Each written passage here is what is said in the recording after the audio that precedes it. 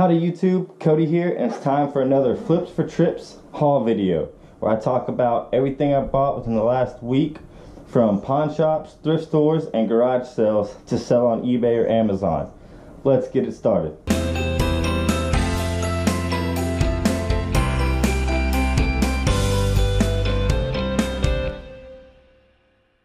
Alright, so first always, I want to talk about video games. And now what I do for video games is when I buy them, I get them home, I have a CD cleaner, and I'll clean them up, and then I sort them by condition and shape, whether they're loose or missing the manual or complete in box. And I sort them into these different boxes, which makes it easier for when I list them on Amazon. But I do want to mention just a few, because I haven't sorted these yet. I got some GameCube games. Highlight is Star Fox Assault. We got SpongeBob Battle for Bikini Bottom. That game sells really good. A couple Mario, Scooby-Doo games. Other games I want to talk about are, we got these PlayStation 3 games. This Ninja Gaiden 3 Razor's Edge sells really good on the Xbox 360 or the PlayStation 3, and so does this game. It's called Alice Madness Returns, and it's kind of like a it's a game about Alice in Wonderland, kind of playing that game. You kind of see on the back some of the gameplay from it, so it's pretty cool. And then only other game I want to talk about is this Active Life Extreme Challenge. And the reason I want to talk about this game is because I don't know if you can see up there, but up there is the Active Life Extreme Challenge pad. And so it didn't have the game in there at Goodwill, but together it sells for like 40 bucks or more. So I got the pad, and then I was just waiting until I came across this game, and then I found this game, got it for like 2 bucks at a pawn shop. Now I can throw this with that and send it into Amazon as a set. I also want to talk about some electronics. Everybody knows about if you don't, the DVD VCR combos sell for really good money. Now, I paid up for this one. I paid 20 bucks. But this specific one, this Magnavox, this is the DV220MW9. Now each model is going to sell for different, and this one actually sells for like over 150 on Amazon. So pack this up, send it to Amazon, wait for it to sell. Definitely worth it. At a thrift store, they had a bunch of cameras, so check them all out. This was the only one that I actually popped on. Now this is the Canon EOS Rebel 2000. So this is an older one. This is one that takes 35mm film, and this apparently sells pretty good on Amazon. So I popped on it, I got it, I paid 13 bucks for it. I had to go buy some batteries for it, the CR2 batteries, and I bought them, I tested them out. It still works, it takes the pictures with the lens. So I got it for 13 bucks, and it should sell for like 90 bucks or more. So another good find there. I was at a resale shop, and the lady priced everything pretty accordingly. I almost think that she was also like sold stuff on eBay, because there wasn't any like great stuff there. But she did have this TI 83 Plus, the silver edition one. Now it is in a little rough shape, it just needs to be cleaned up, wiped off. And because of that, I was like, man, I don't think this thing will work. But I still asked her, and I was like, how much you want for it? She said 2 bucks. So I was like, you know what? If it works, 2 bucks. If not, maybe I can just sell it for parts. But put batteries in there, and it still works and calculates fine. It doesn't have the sliding cover for it, but that's okay. I'll just wipe it down, throw it on eBay, sell it like that. Now, I want to mention a couple kitchen items. The first one is coffee mugs. Now, Starbucks coffee mugs still sell very well, especially some certain cities. There's another YouTube called Steve Rakin, or Rakin Profit, and he has a video about like the crazy amounts that these Starbucks mugs can go for. But I saw this one at Goodwill. Now this is it's like Disney Mickey Mouse, and it's called the Sketchbook series. And this thing will sell for like 20 bucks all day long on eBay. And I have little boxes that I can easily just throw this thing in, and I got it for 70 cents. So this is kind of like the bottom of the barrel as far as what I want to buy. And I got it for less than $1, sell for 20, so I'll easily make over 10 bucks off of it. And it's just the easy item to do, so that's the reason I got it. Normally I want to find items that sell for $30 or more for my particular model. Another thing I found at a thrift store, I paid $5 for this Le Creuset Cafe Sugar and Creamer set. And this thing appears to be new. It's like never used, you know, it has one of those things, has the lid with the cup for it there. This is like the green color set. So this is new, and this brand, Le Creuset, or Le Creuset, however you say it, is a very expensive brand that makes, you know, kitchen pots and pans and different things like this. This thing will sell for $50 plus on eBay. So $5, bought it. Definitely meets the criteria for what I'd like to get in items. I also bought this backpack. Now this is a Cody backpack. If it said Y, I might keep it. That'd been pretty cool. Actually, I still might keep this backpack because I really like it. I really like the design of it, the quality of it, the padding for the laptop sleeve. I can maybe put some camera equipment down here. And it still has the gel pack in there. So this backpack was hardly used. And I got it for $5. Now, Cody does make really nice backpacks and travel bags. This is their lower end model. This model sells for like 60 to 70 bucks brand new right now. So I can probably sell it for 40, but I might probably gonna keep this one because I really like the design of it. You know, just for what I take in my backpack, my phone charger, I can put in this little pocket. Laptop charger, I can put in this little pocket. Where there is a student kit for CPR training. All right, and I just like the compartments of it, like the design, the feel of it, it's high quality. So, but keep your eye out for this Cody brand because they do make some really nice stuff. Talk about the clothes and accessories before I get to my two final items. First one I'll talk about is this hat. This is a Titleist hat. It is a fitted hat, and it's a size small medium. But looking at these signatures, I was actually a professional caddy at a Redstone Golf Club, and now it's called the Golf Club of Houston, and that's where they play the Shell Houston Open, which is a professional event. So I'm very familiar with the golf world, and I can just quick looks and I know that this is Dustin Johnson's signature, which is a real popular golfer, and a couple of these, that's Jordan Spieth. So right now we got Jordan Spieth, Dustin Johnson.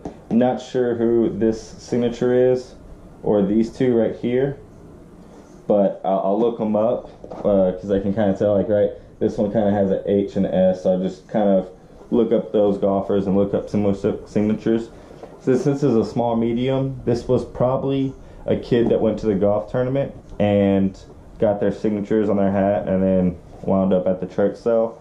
Because actually at the Shell Houston at the Shell Houston Open, you don't get signatures like you used to, because now they have it set off for, like, kids pretty much get the whole section of where the players will sign autographs, and they have a real small section for adults, and the players hardly ever walk down to that section anymore to sign stuff. It's because of essentially resellers, people that they would see at multiple golf tournaments to sign the same thing, which I understand. It kind of sucks for myself because sometimes I'll go and I want somebody to sign a very specific thing. But anyways, got that for $1 at a church sale, so we'll see how much that one will go for. I got a few pairs of shoes, but this is the only one I really want to talk about. I paid $12 for these New Balance shoes.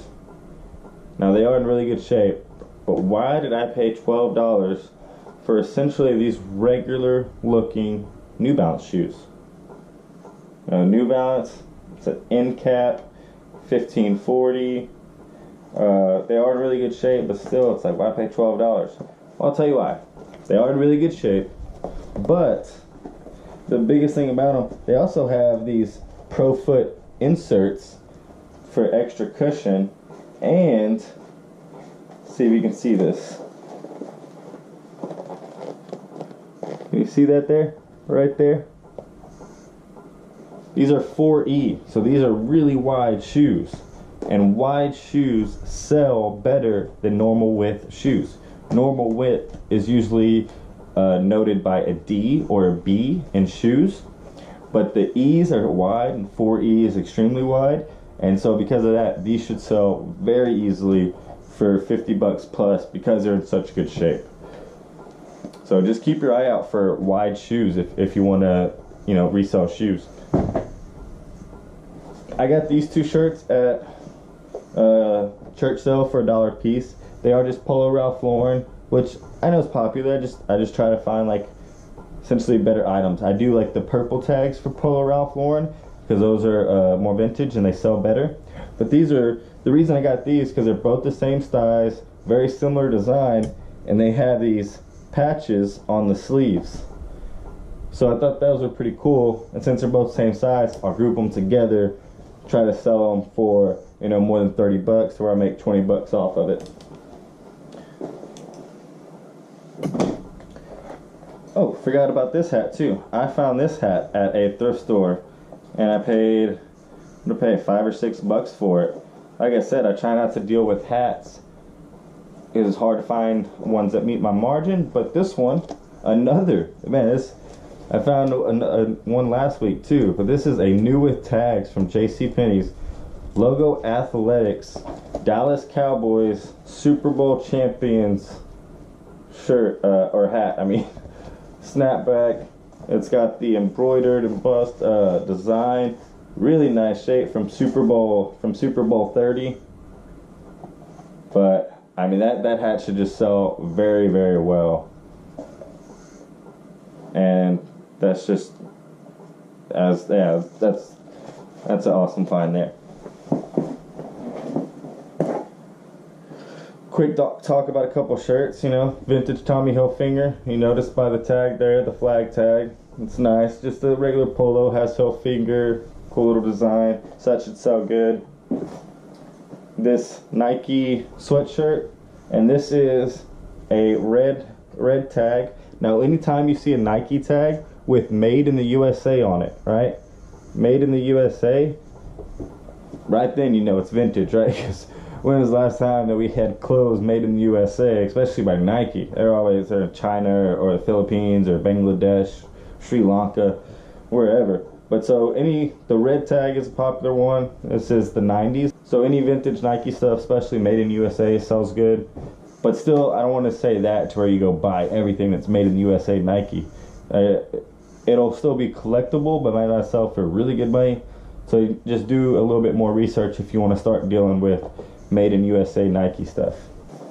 I got this basic kind of satin jacket, which isn't really, but I might keep this one for myself because I really like the outdoors, and I'm going to put up some videos about, you know, my travels, about going to national parks. Now this one is made by Martens. It is an extra large, so I'm not sure what the value on it, but I just really like that this is a park ranger jacket. So, man, I can just throw this on now and wear my Tilly hat, and there you go. I'll be a park ranger for Halloween or something. I like this. I just thought it was really cool. So yeah, I'm not sure what they're worth. And this is an actual park ranger's jacket because there was some more park stuff there with the employee's name stitched on there too. So I didn't jump on those, but I did jump on this one because it just said park ranger. So got a couple Columbia like rain jackets. This one does have the hood tucked under there. This is a men's small Columbia. Just a rain jacket, basic rain jacket, but Columbia sells really good. Not as good as Patagonia or the North Face, but still sells really good. Here's another Columbia jacket that I got. Now this is a women's small. This has the interchangeable core, Vertex. Just another like rain jacket. So just a nice little find, so I'll pick those up. And then I just picked these up from a garage sale this morning. Talk about these two. These are like some old like cowboy shorts. This cowboy shirts. This is cowboy code, and these are XXLT, so big and tall shirts, which sell better than normal sizes. But I got this one, has the two-tone with the denim collar, and then I got this Western Limit shirt, and this thing is new with tags. Now at Ed Kane's Western shop, it was $60 plus tax whenever this was sold. But still, just a pretty cool.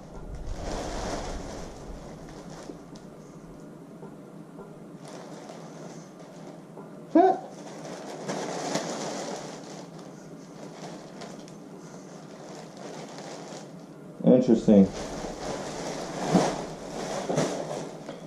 So this is why you should look more carefully than I do.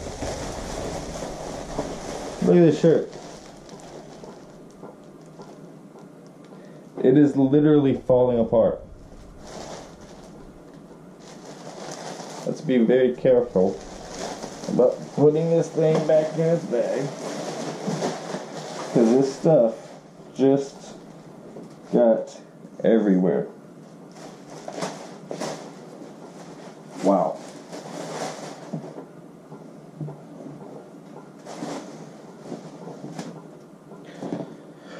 Well, there's a waste. But oh well, I got these 4 shirts for $10, so I'm still okay. But yeah, obviously, you know, that was a mistake right there. Didn't check it out good enough, and the shirt was literally falling apart.